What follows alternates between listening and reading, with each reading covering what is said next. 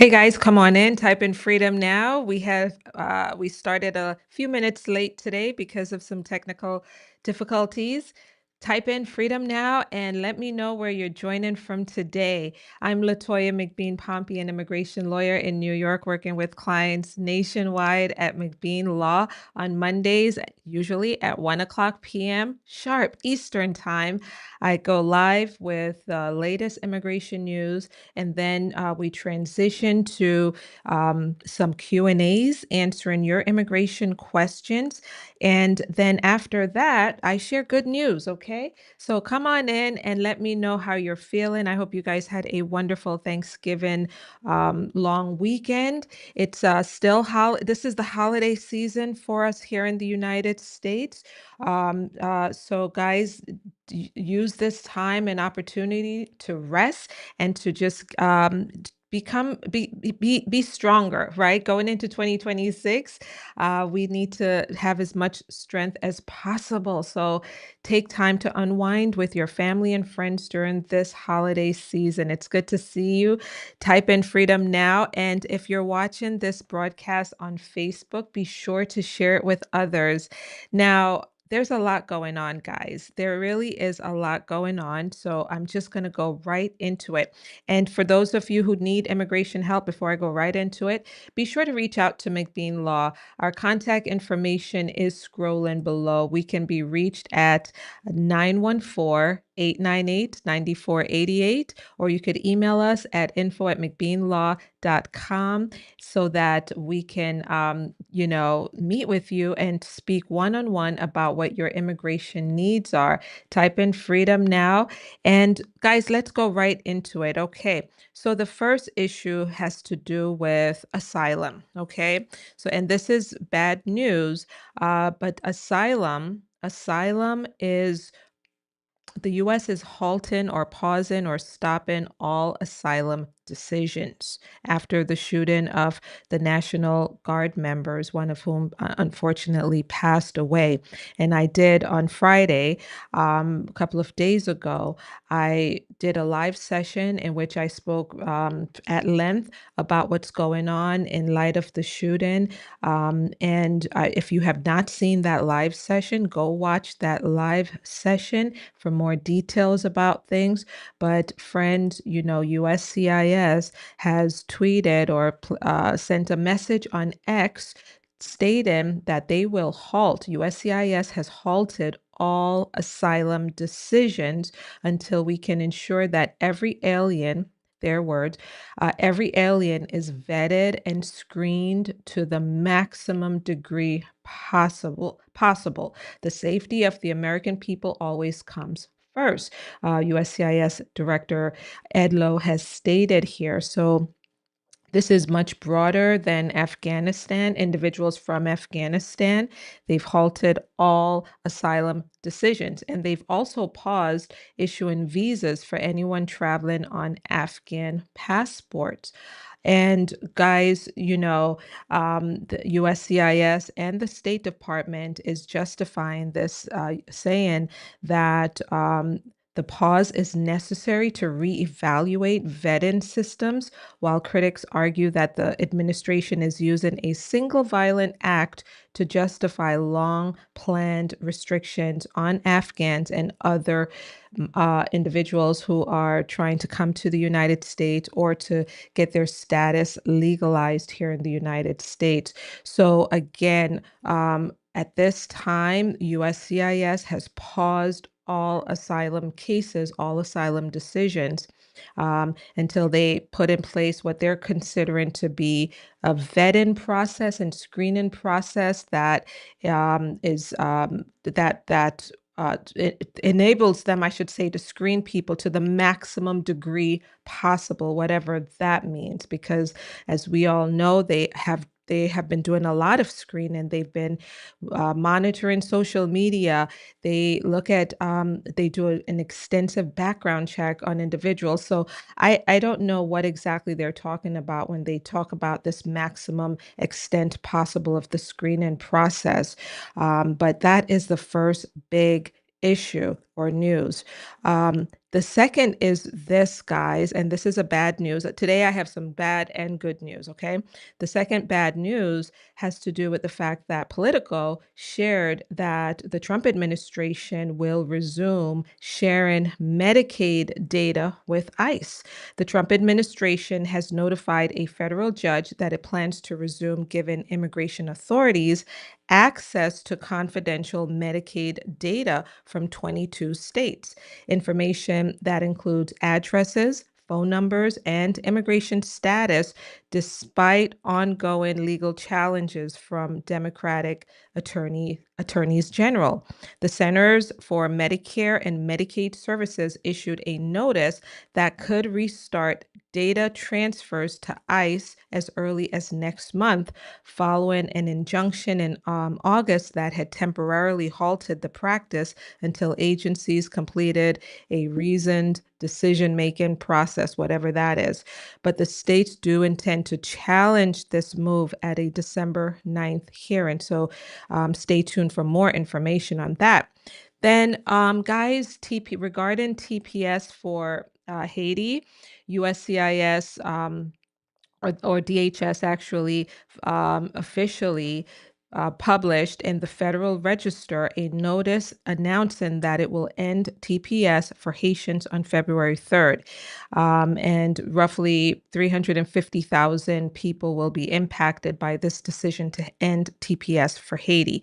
TPS for Haiti is something that we've been talking about for several months because months ago, the administration made it clear that they intended to end TPS for Haiti, but they have to go through various official steps to announce what they're going to do, and they've done that. Okay, so that's the situation there. There is litigation, of course, ongoing litigation regarding ending TPS for Haiti. So as that process plays out, I will be sure to update you if anything significant happens. Guys, as you're coming on board, let's get the energy up. Let's type in freedom now, freedom now. And this is a good news I'm going to share next. This good news has to do with a decision last week by a federal judge that makes it possible again for individuals to ask for a bond hearing. People who have been in the United States for years, who enter the United States without inspection, when those individuals over the past few months have been arrested or detained by ICE, because of a Board of Immigration Appeals bad decision, they were being held without the possibility of a bond. It was mandatory detention for these individuals. And so a federal judge said, that's not right. That's not the law. That's not how this should work.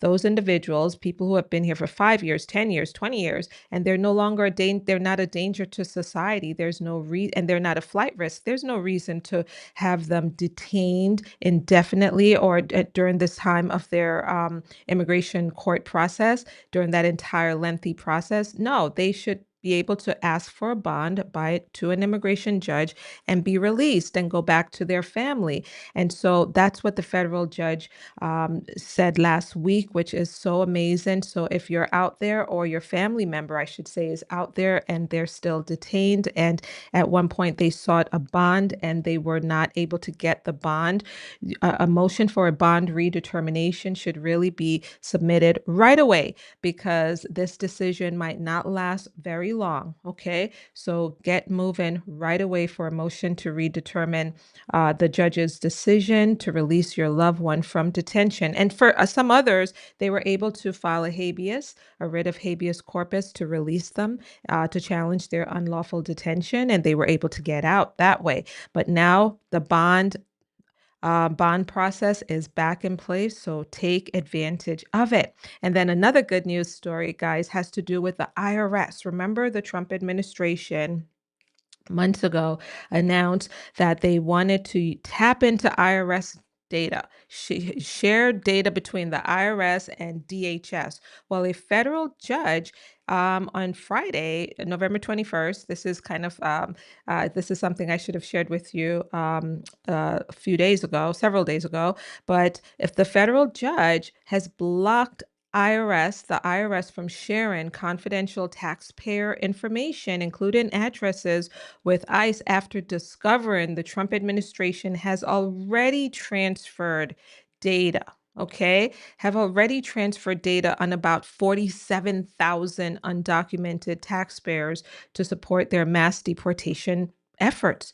The judge made the decision again on November 21st, and the judge ruled that the IRS likely violated strict taxpayer confidentiality laws by disclosing information without meeting certain legal requirements. The judge noted that agencies tried to bypass the rules by labeling immigrants as subjects of federal criminal penalties.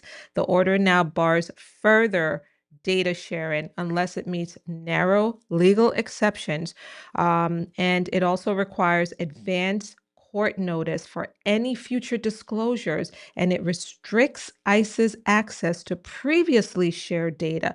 So this is a very tight order here regarding the sharing of information between IRS and DHS. So that is good news. Guys, if you like that news, just give me some thumbs up in the comments and say, that's good news. That's good news. And then the other thing is this, guys, that um, the real ID. The real ID is in effect, as you guys know, but TSA recently announced that they're going to charge $45 for travelers who do not comply with the Real ID Act. And this will start in February. On February 1st, this $45 TSA identity verification fee for those who do not have a real ID at the airport. And anyone who do not have that ID will, or a passport, or one of those, any ID that TSA says can be used for traveling around the United States. If you don't have one of those, you'll have to complete some sort of biometric or biographical verification process at the airport, right? Which takes about 10 to 15 minutes. And, then once you go through this process, you will be allowed to get on the plane. But has announced that 94% of travelers so far are already compliant with the Real ID Act. So this isn't going to affect very many people.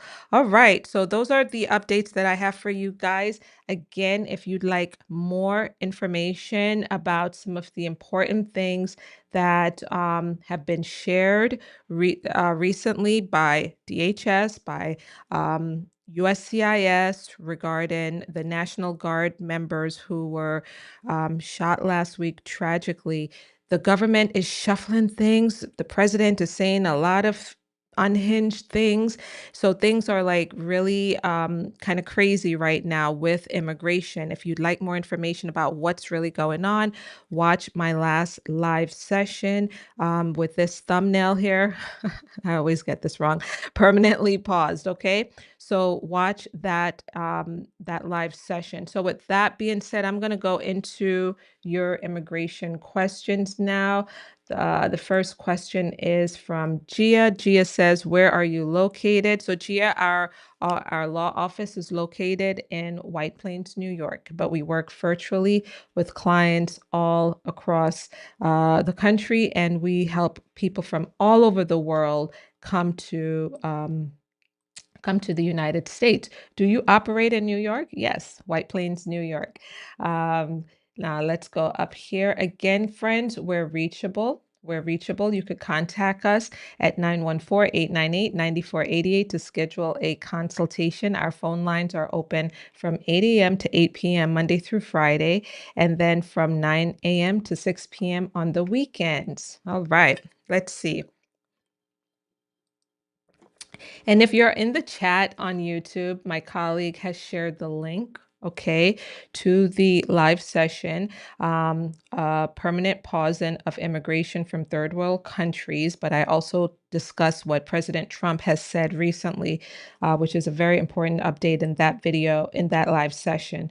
So watch that. Freedom Now, guys. Good to see you. Freedom Now. Thank you for being here. Let's, someone says that's good news. Thank you. Thank you. We will take whatever good news we can get. Okay. Thank you. Let's see.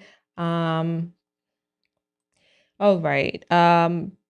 Why does it take so long, the process for DS 260 for DV lottery winners from Africa?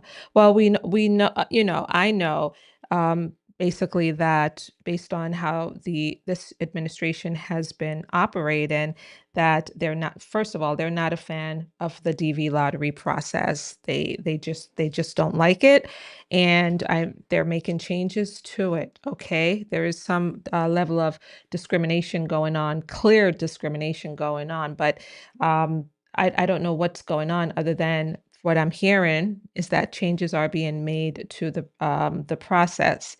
And but they did say that, folks will still have enough time to complete their process and go to that US embassy to be interviewed by September 30th, because you're supposed to do it but before that fiscal year ends, okay? But now, you might be thinking, well, how will that work? How is that going to work in light of the fact that I heard that the president is going to pause all migration from third world countries? And normally the DV lottery winners are based on people coming from countries that have low immigration numbers to the United States, and they tend to be poorer countries. So I expect maybe some more travel bans to be added to the list of 19 countries. Type in freedom now, guys. If the audio is good on your end, let me know that the audio is crystal clear. I haven't heard any problems from my colleagues about the audio, so I'm assuming it's good. How can one reach you? Certainly, you could reach us at the phone number 914-898-9488 and ask to book a consultation, okay? I see a lot of questions regarding booking consultations. We have in-person meetings, um, in-person, telephone, and Zoom meetings, so you have options, okay? And our consultation fees begin at 300. For my colleagues, 399 for me. If you'd like a weekend appointment, I could do a Saturday, but you will be paying more on the Saturday. And those are only telephone consultations, but I'm happy to meet with you on a Saturday. Just call the office and we'll make it happen. Hey, Veronica. Veronica wants to know, is it a good idea to apply for a marriage visa? Is now the best time? I'm still saying now is the best time because the opportunities are here still on the table for you to follow through with your process. Not because, we want your business necessarily, because you have plenty of options. There are over 19,000 immigration attorneys in the United States. So you have a lot of options. All right. And then you have the option of doing things on your own if you choose to. I'm saying this because they are really looking to lower the levels right now. Levels. Levels of people flowing in and lower the levels of people being approved for the green card and US citizenship. And they're trying to beef up citizenship stripping as well. So there's a lot going on with immigration right now, but still it takes time for certain things to work its way through the system. Some of these changes really will require congressional action by our legislators. And so everything is still okay and available except for asylum right now. They have paused processing asylum applications, but that can't last forever. That cannot very well be permanently or a permanent pause, whatever that means. So when the opportunity is here, Veronica, go for it, jump in. And also with marriage cases, they're being processed really quickly, 2 months, 3 months, 4 months for some people here in the United States. And we've been sharing those stories as well on our social media. Thank you for that. Follow us on social media, guys, on Instagram, Facebook, and TikTok. Okay. Thank you. Let's see. Okay, here's an interesting question. On Saturday, last Saturday, DHS knocked on my door and handed me a letter that says that I have to leave the country since 2021. I was supposed to leave the country in 2021, but I failed to do so. And I have to pay $546,000, and I have 15 days to appeal. Okay, so now DHS has been fining people. And some of our clients also received the fine, and we've had to file like a request for an extension, and we've had to appeal decisions. This is something that you could certainly fight. Now, your case is you'll need to discuss that one-on-one. You could discuss that one-on-one with us. We have experience with handling these DHS fines. For some people, they've received a fine of over $1 million, $1.8 million, and then they add all these additional fees on them. This is definitely a tactic of like financial abuse almost, to get individuals, I think, into a particular corner to want to give up and leave the United States. Some people have a right to fight these types of steps that DHS is now taking, because they are making errors as they are issuing these fines. There's just a lot of errors, things that we've seen. And also, we've been able to make some constitutional arguments for our clients who are in a very similar situation. Now, you're the first person that I have heard of who actually had something hand delivered to them. Okay. For all of the other cases that we're familiar with, that we've worked on, normally it's a mail-in that you get, not some, hand delivered letter.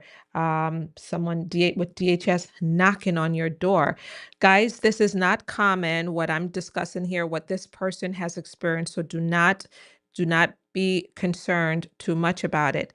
DHS is primarily going after individuals who were ordered removed by an immigration judge. They have a final order of removal, but they did not leave the United States. DHS is now saying, well, according to this law, you guys owed us this fine. Although they sat on this, DHS sat on this, they could have fined you back in 2021, or back in whatever year your removal order was issued against you. But they sat on this for all these years, allowing the fines to accrue to this big outrageous number, and expect individuals to pay this.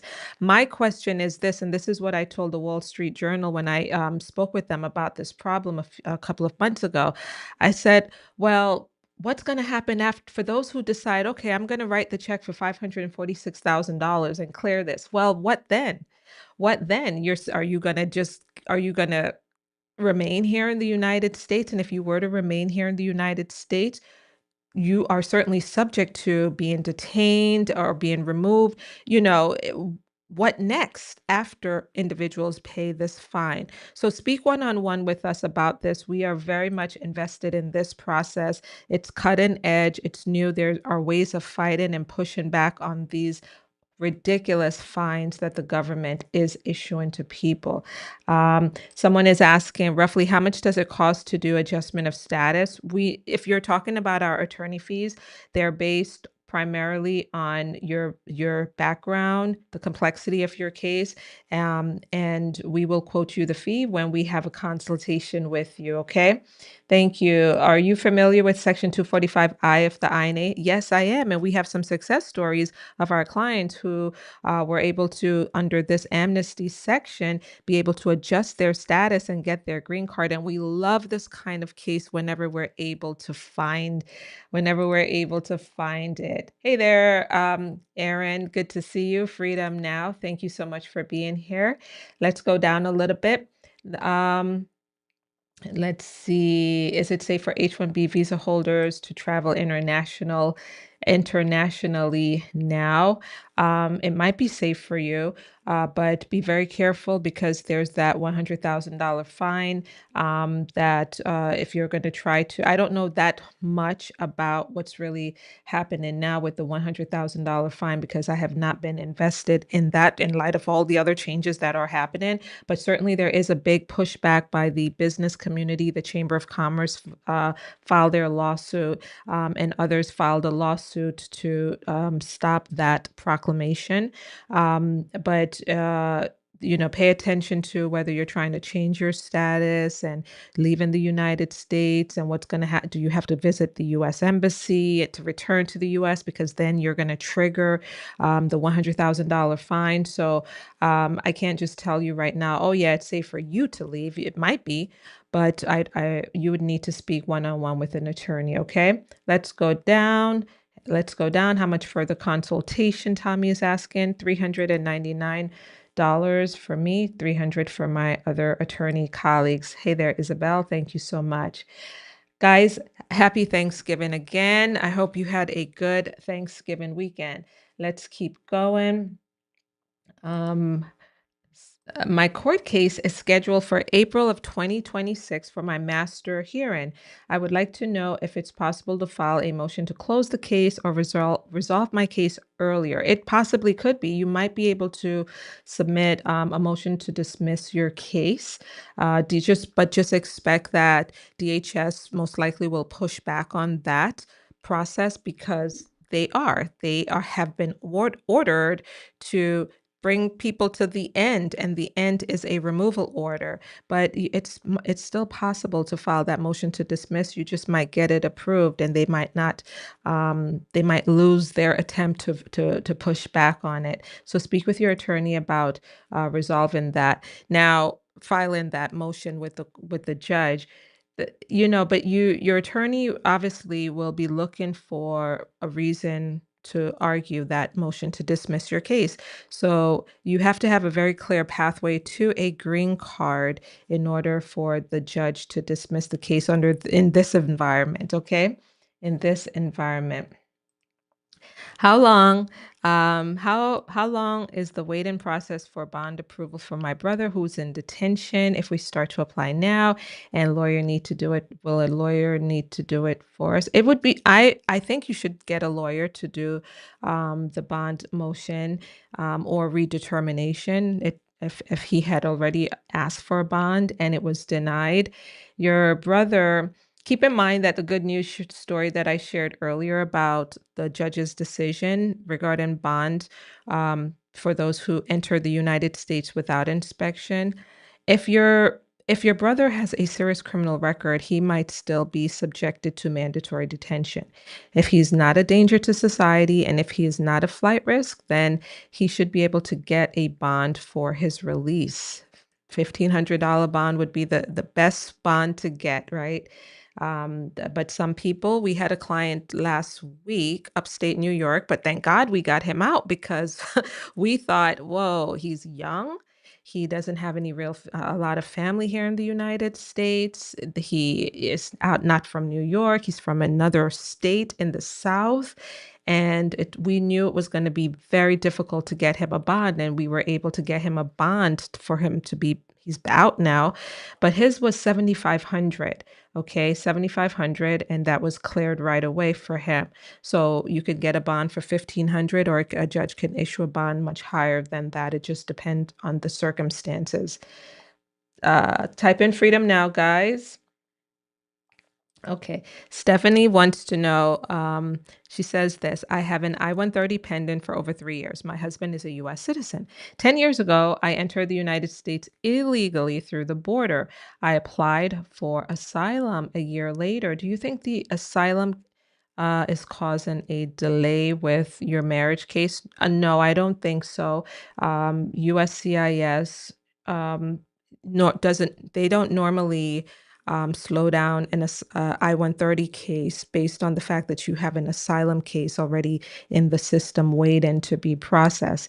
9 years later, I had my asylum interview a week ago. Oh, okay. So you've had your 9 years later, I had my asylum interview a week later.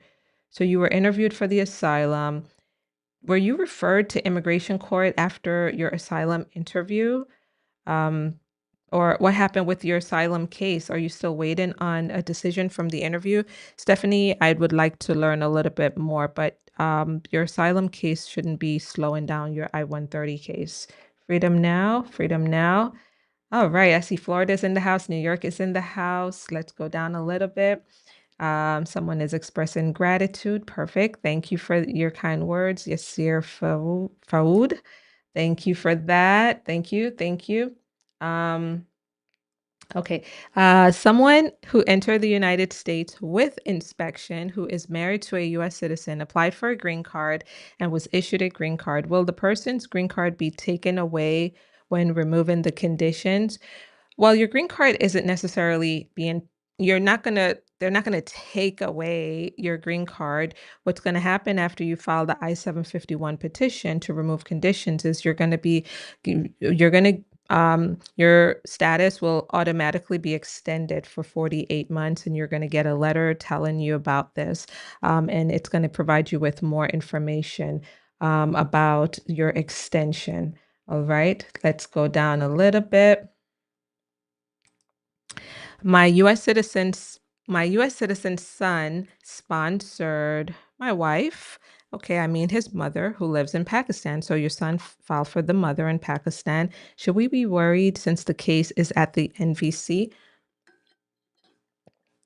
If you're referring to whether you should be worried about the fact that President Trump has said that he wants to shut down immigration for the most part from poor third world countries, and whether Pakistan could be impacted by that. That I don't know.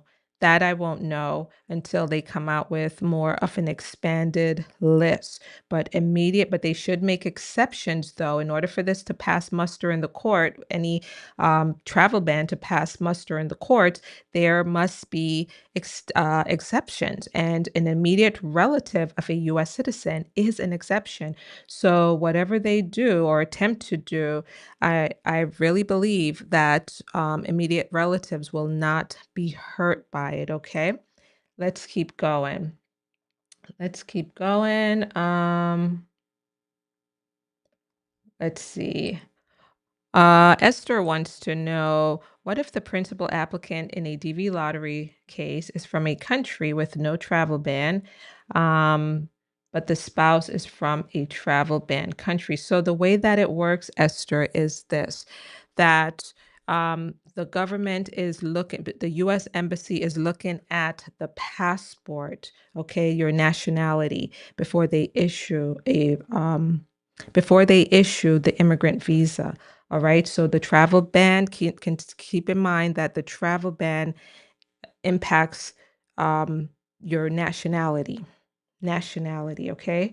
Um, can family members still immigrate from countries with a travel ban?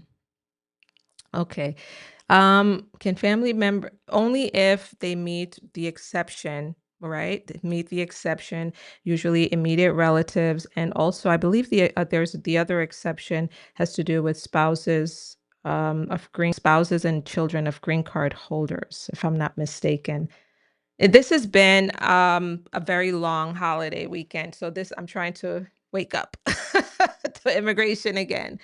You guys know how it is after the holiday, but the exceptions are in the travel ban, and I have old videos on explaining the travel ban carefully with the exceptions. So go back and watch those old videos, and if one of my colleagues can find the travel ban video, I'm asking that he place the link in the chat here so that you could just easily see that video.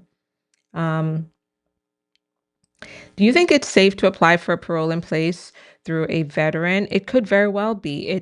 That PIP is still there for military family members, okay, who qualify. So you might be able to get that approval. It is discretionary, however, and USCIS is slowly making it tighter to approve certain cases based on discretion, okay?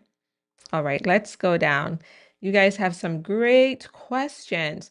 Any news on the public charge rules? Yes, public charge is coming back. I've been promising you guys my lengthier video or live session. It's all ready to go. I just need to find time to do it. I'm going to do it for you guys this week.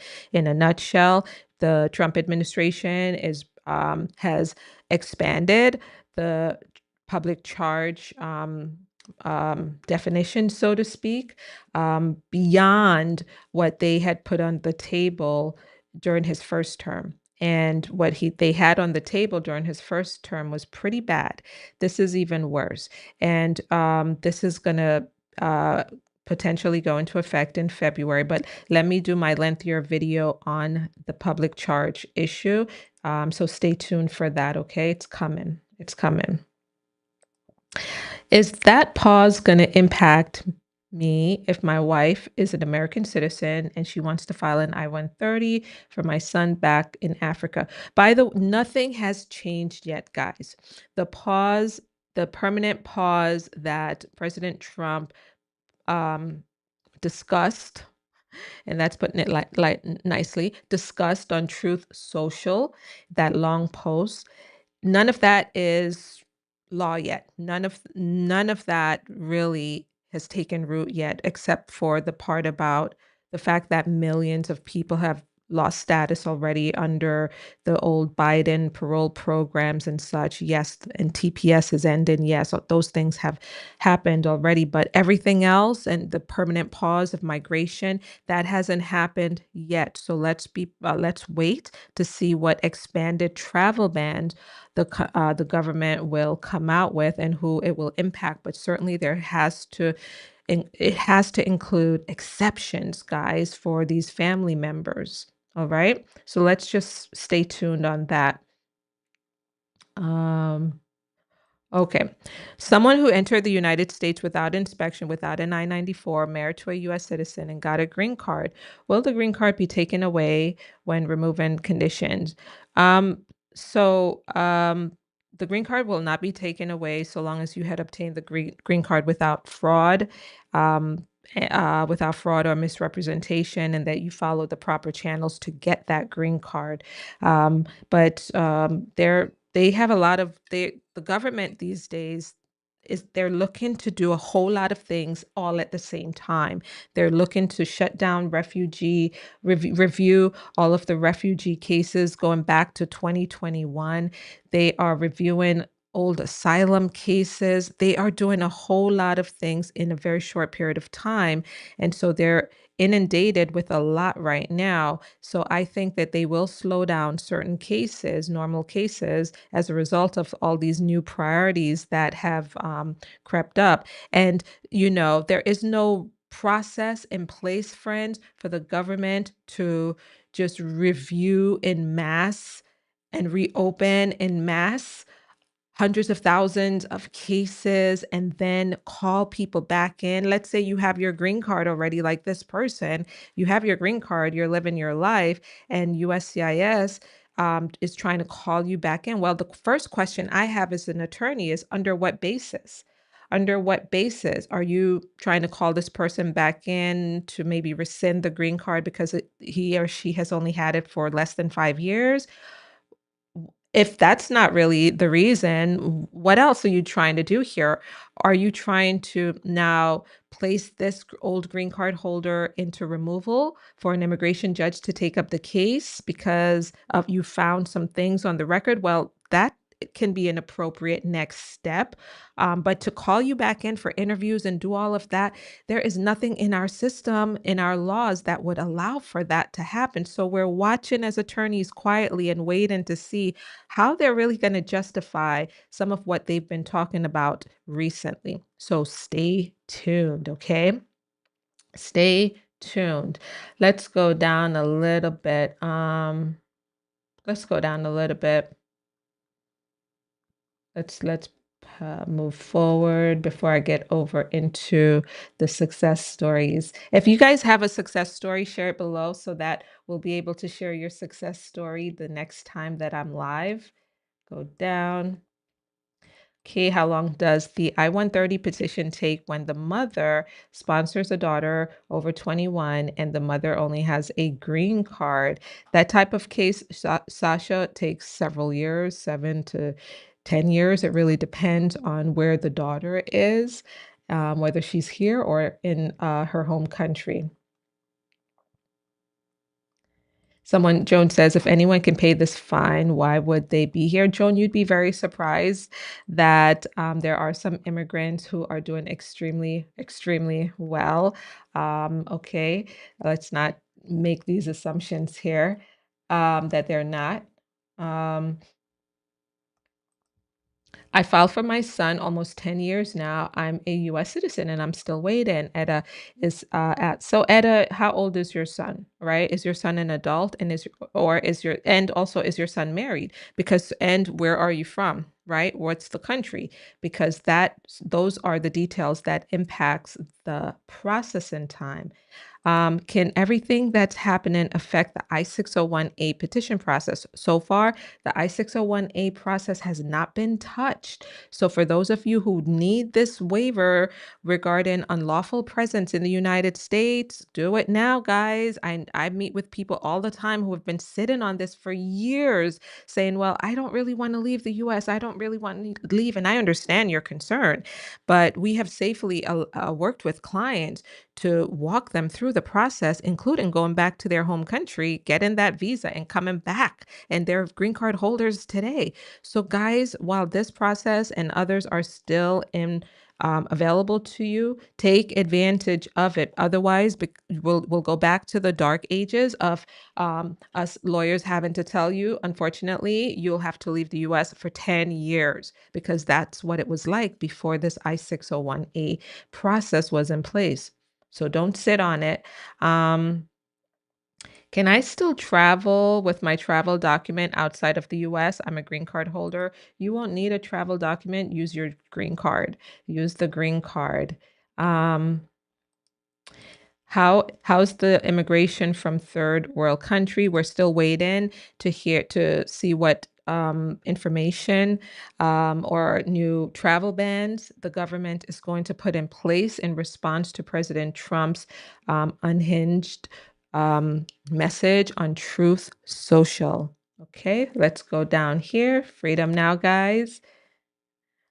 Do I think it's safe to travel with advanced parole under VAWA? I still think that advanced parole travel is possible and safe for most everyone who have been granted the advanced parole.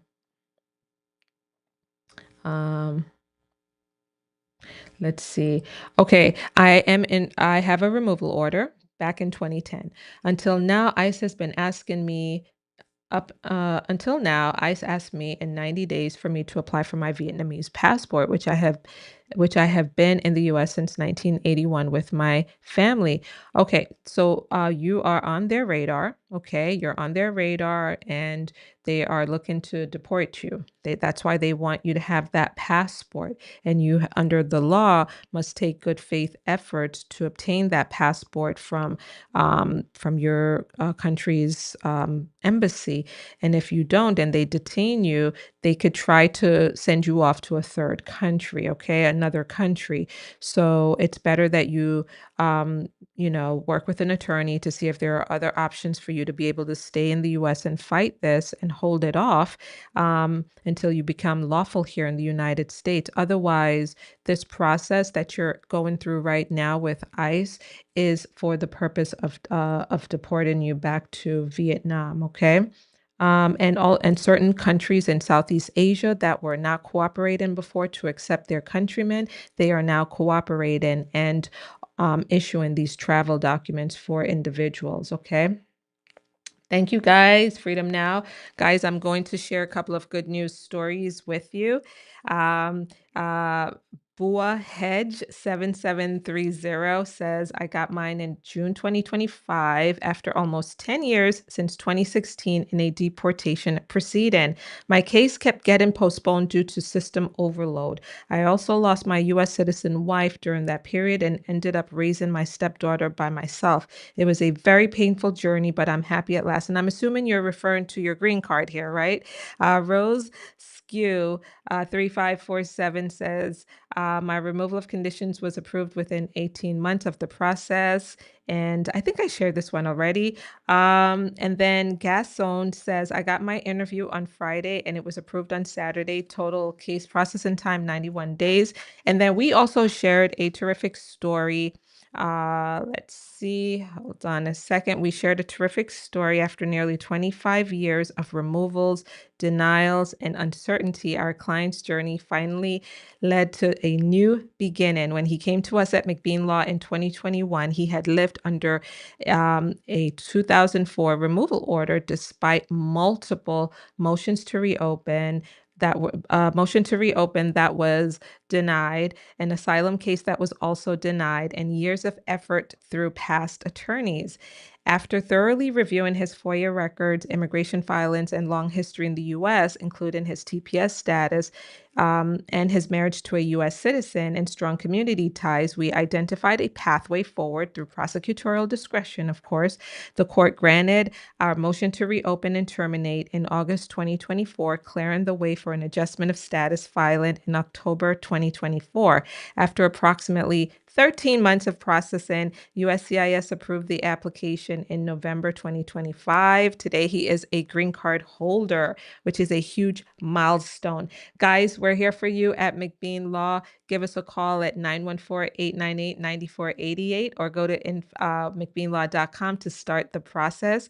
I will, depending on how things are going on my end, currently I'm planning to be live again tomorrow night on Tuesday at 8 p.m. for additional questions. So guys, tune in either on Instagram, YouTube, of course, Facebook, or TikTok for Tuesday night 8 p.m. Eastern live show. Thanks so much for being with me here today, and I will see you in the next one. Bye-bye.